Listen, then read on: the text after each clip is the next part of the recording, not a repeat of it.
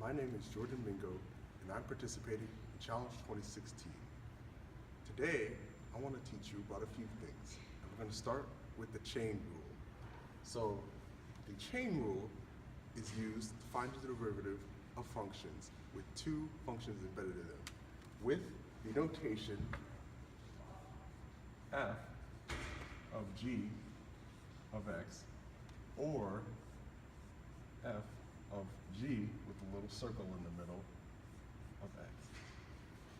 So to find the chain rule, we take f and g of x and make sure that they're both differentiable at a. So if they're both differentiable at a, the derivative of a two-composition function, such as f of g of x, is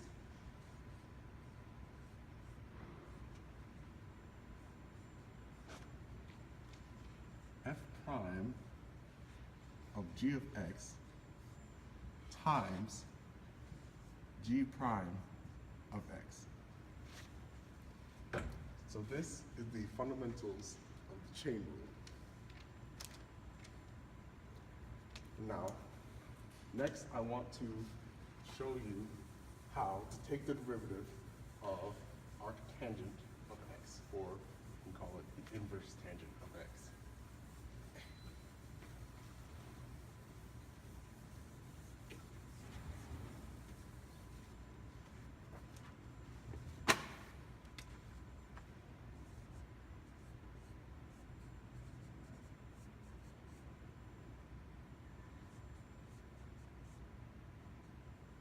So this function is an inverse function, and to find the derivative of an inverse function, such as arctangent of x, the way to do that is either be 1 over f prime of the inverse function. So using this, we can find the derivative of arctangent of x.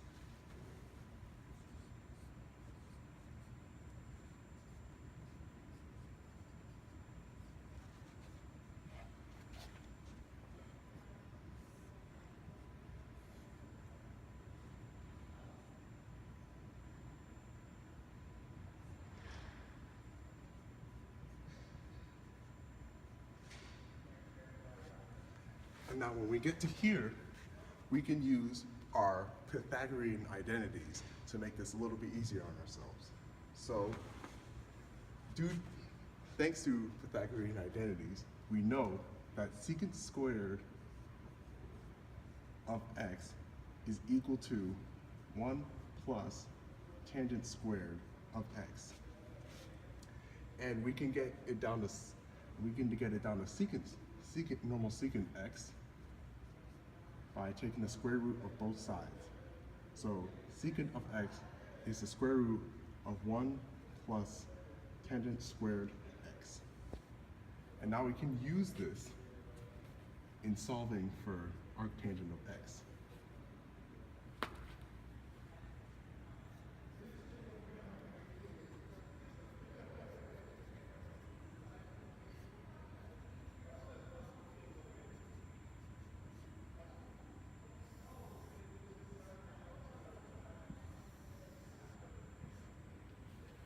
Now when we get to here, we see that the secant function on the bottom is still a square, so we have to square the whole square root. And inside of the square root, we see that we have arctangent inside of tangent.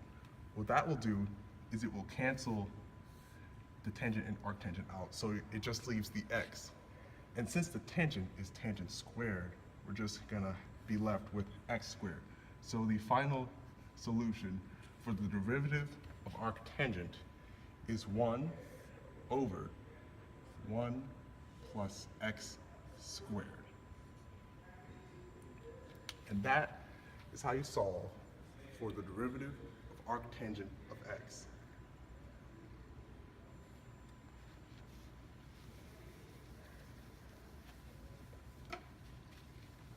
Now next, I'm going to show you something that's pretty interesting.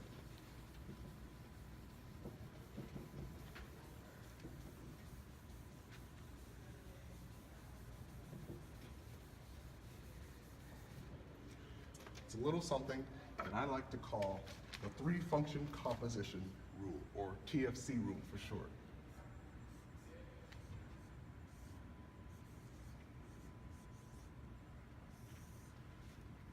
So the TFC rule works just like the chain rule, but instead of having two compositions, we're going to have three compositions, such as like f of g of h of x.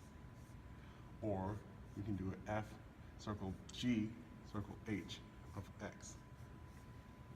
So the way you solve for this kind of function is very similar to using the chain rule, but instead of doing the chain rule once, you're going to kind of do the chain rule twice. So in order to take the derivative of this function, f of x, g of x, and h of x must all be differentiable at a. So when that's true, the derivative of this kind of function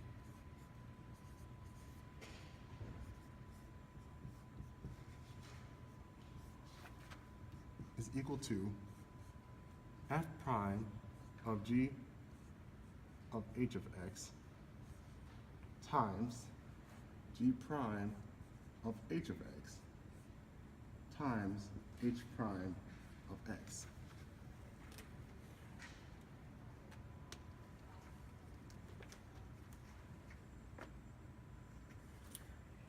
Now using this, we can solve for a couple examples.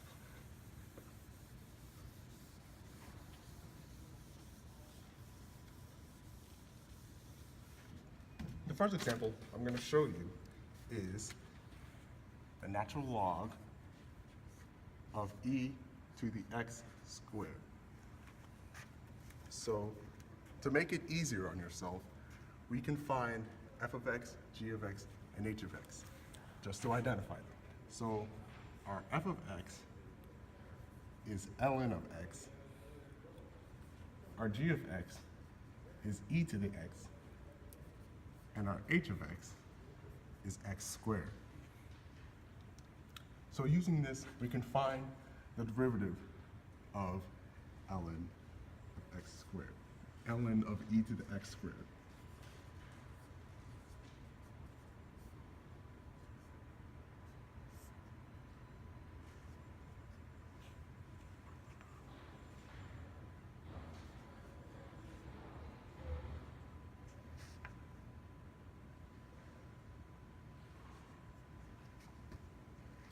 And this is the derivative